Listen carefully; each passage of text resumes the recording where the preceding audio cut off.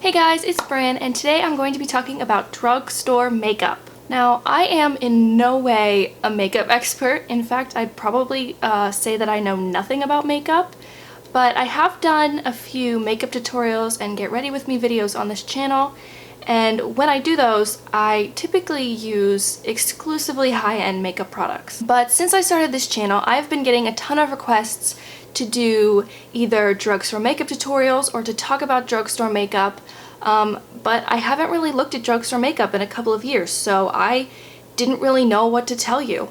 But I know that getting high-end makeup is not a possibility for a lot of you, so I wanted to try as much drugstore makeup as I possibly could to give you guys a good answer on what my favorite drugstore makeup products were. So basically what I've been doing for the last 2 weeks or so is researching all about drugstore makeup online, figuring out what people thought were the best products. I've been watching YouTube videos.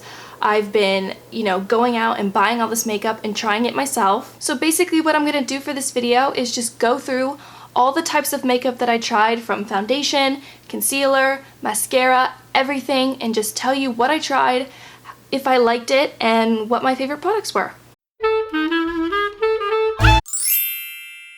So starting off with primer, I tried two. I had the Maybelline Master Prime, Blur and Illuminate, this is 200, and I also have the Loreal Magic Lumi Light Infusing Primer. I have been obsessed with having that luminous, dewy, glowing skin lately, so that's why I went for two luminizing primers instead of just regular matte primers, and ultimately I was impressed with both of these. They both do a great job as a primer. This one I thought though did better in giving that luminous look to your skin. What I loved about this one is that the minute you put it on, your face just kind of glows and it just brings your skin to life. The only issue I have with them though is that because they're luminizing primers, it's difficult for people like me who have oily skin.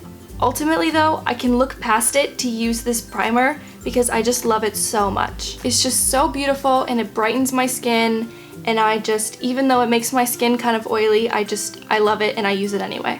So moving on to foundation, I actually tried 3 different kinds from 3 different brands, and I was very impressed with every single one of them. Because I loved the primer so much, I went and got the L'Oreal True Match Lumi Healthy Luminous Makeup Foundation.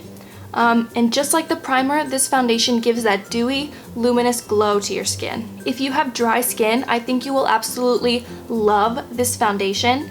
If you have oily skin like me, it's a little more difficult, and I definitely can't use it in conjunction with the primer because it's just too much oil. I can't deal with it. I'm really hoping though that when it gets a little colder and my skin gets a little more dry, that I will be able to use this because I just think it is so beautiful. It has such a glowy effect to it, and it really just brings your skin to life just like the primer, and I just love it so much and I want to use it, and I'm just hoping so much that there comes a time when this foundation works really well for me. The next foundation I tried was the Maybelline FitMe Matte and Poreless Foundation, and I really liked this foundation because it gives a really nice light matte coverage to your skin. Out of all the 3 foundations I got, I have used this one the most just because I don't need a ton of coverage on my skin, and also because I have oily skin, so this one gives a nice matte finish and I don't have to worry about it getting oily. Also, it's great to use with the luminous primer because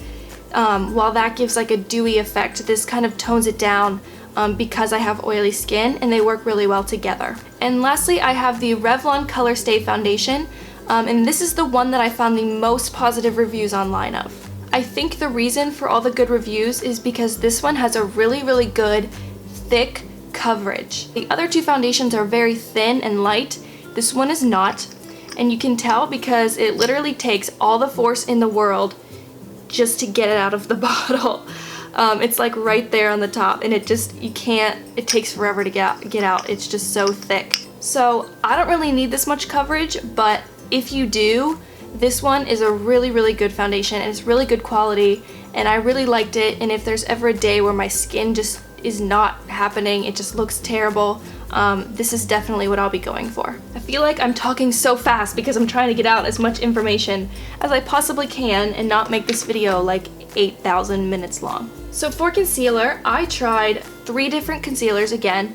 but these were actually all from the same brand. The first concealer I tried is the Maybelline Instant Age Rewind Concealer, and I thought this one was really good at being both a concealer and a highlighter. Personally, I think this concealer works best on days where you don't want to wear foundation, but you have some problem areas that you want to cover up, just because this has such a giant applicator that it can cover like large areas at a time, that you don't necessarily need foundation. You can just cover up like large areas of your face and just blend in the concealer. Overall, I thought it was a really good concealer.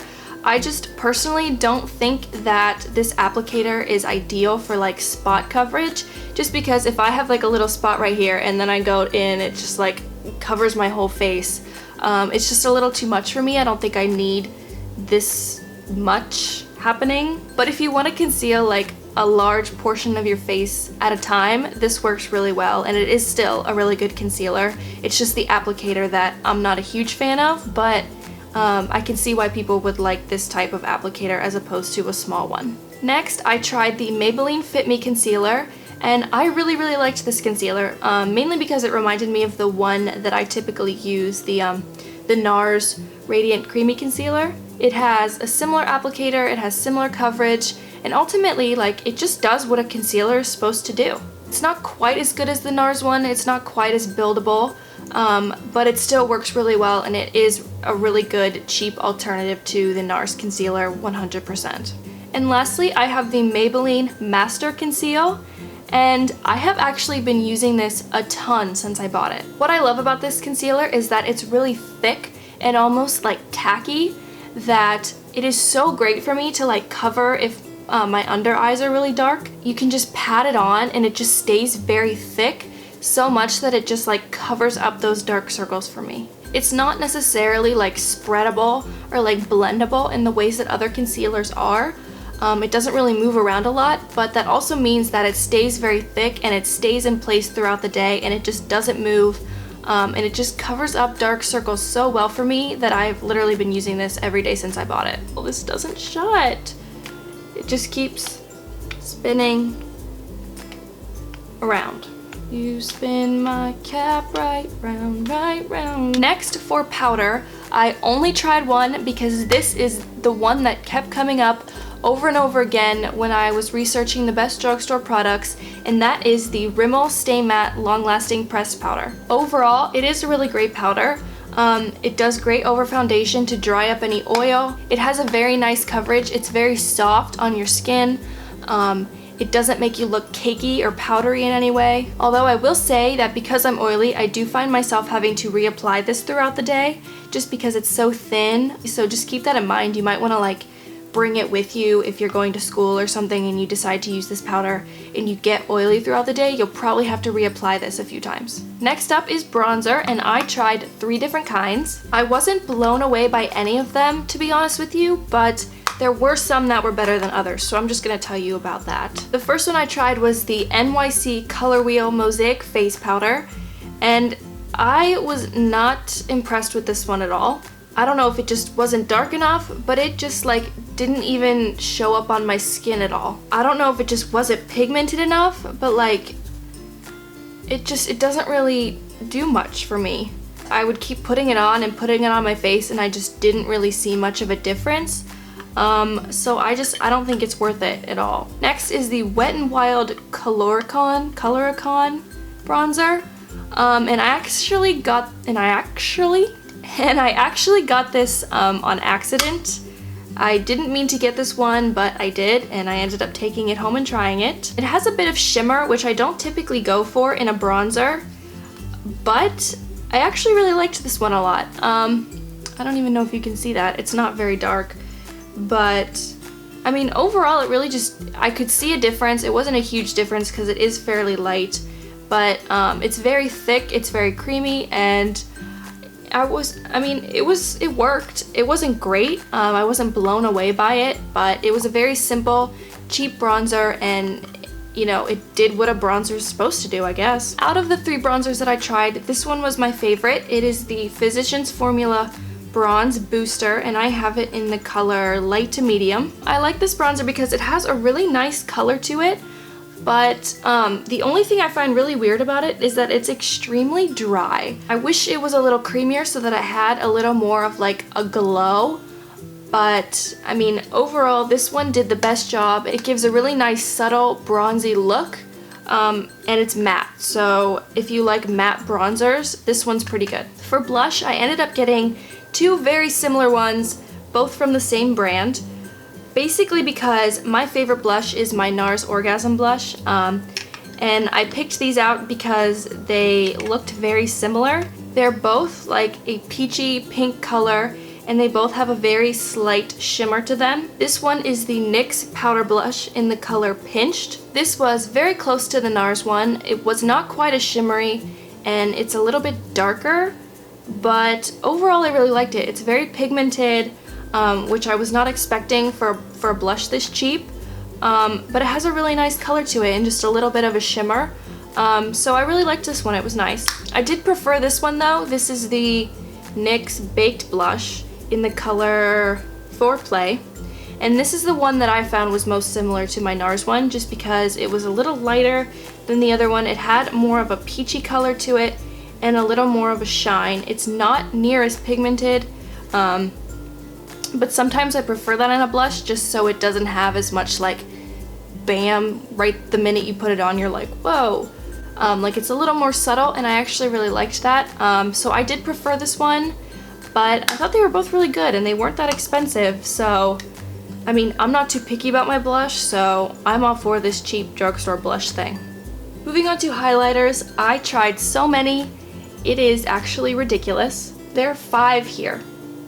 I tried 5 highlighters, but you know, highlighting is a trend thing, you know, it's big now, so this is important. The first one I tried was the NYX Born to Glow Liquid Illuminator in the color Sunbeam.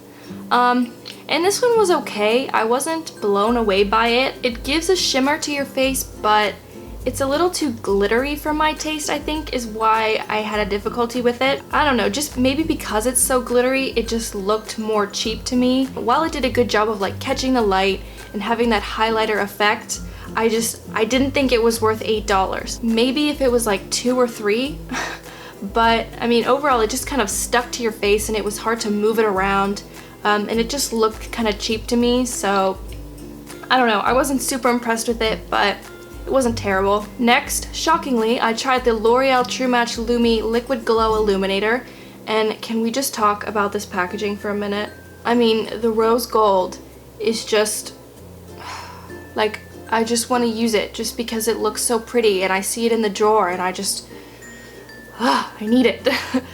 I wanted to love this so much. I don't know if it was just because I got the color rose. I know there's like a cool tone one and maybe like a warm tone one. This was the neutral, which I typically am. And I mean, can we just look at this? It is like the prettiest rose gold color when it comes out of the bottle, and I love it so much. And that's, whoa, it's sliding. Ooh. I just like put it back in here. I don't know if it was just the wrong color, but when I put it on, I just can't see a difference. It's just, it doesn't do anything for me. I just like, when I put it on my face, it kind of just disappears, and it's so disappointing because I want to love it so much. Next, I have the Sonia Kashuk highlighting stick, I believe, in Sparkling Sand, and basically it's just like a highlighting stick. I mean, I think that's a good description of it.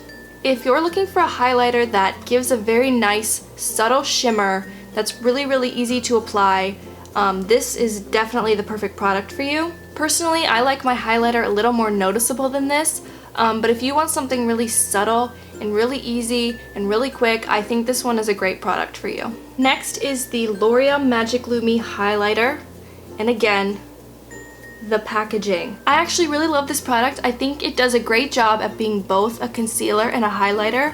I have been using this since I bought it, and I really just take it on my cheekbones and just fill it in and like blend it out with a beauty blender. And it's really good at like both concealing under your eyes and highlighting that area at the same time. It gives a really nice highlight, but it's not glittery or shiny in any way, so it's really natural, and I really like this a lot, and I would definitely recommend this. And lastly is the L'Oreal True Match Lumi Powder Glow Illuminator. So just like the other two, except this one is a powder. Very shimmery. It comes with its own little brush and a mirror. And this, I think, is again the color Rose, and it looks like this. Now, I have seen a lot of controversial reviews on this product. Some people say it's awful. Some people say they really like it. I didn't have a problem with it. I thought it gave a really nice shimmer. Does it compare to high-end highlighters? No. But I think it does what it's supposed to do, and I think it's a good drugstore alternative. And again, the rose gold is the way to my heart. Next up is brows, and I was not very adventurous with this. What I like to do when I do my brows is just fill them in with a shadow and then go over with a gel, so that's exactly what I got. I went for this NYX Eyebrow Cake Powder, and basically it comes with 2 different colors shadows and a gel. And this is in the color Blonde. I picked this one because it's very close to my Benefit Browsings one that I use every day. And I mean, basically it was very similar, just not as great a quality. These shadows aren't super pigmented, but I mean, they get the job done. The gel, on the other hand, is really like sticky and it just doesn't really dry, so I wouldn't use that if I were you. But the shadows work well, and I don't really have anything bad to say about it other than they're just not as pigmented as the other one that I use. And then I tried the Sonia Kashuk brow gel. I believe this is the color Taupe.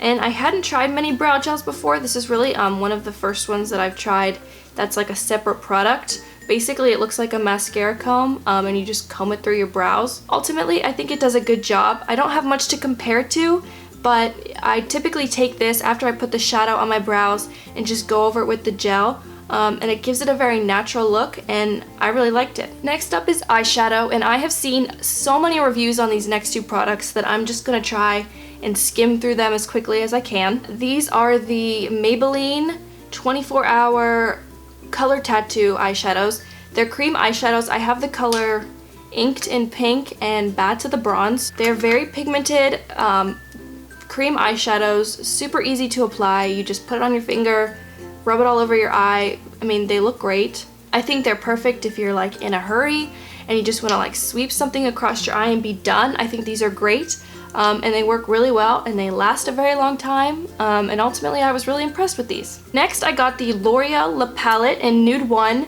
and when did drugstores get eyeshadow palettes? This was not a thing a couple of years ago.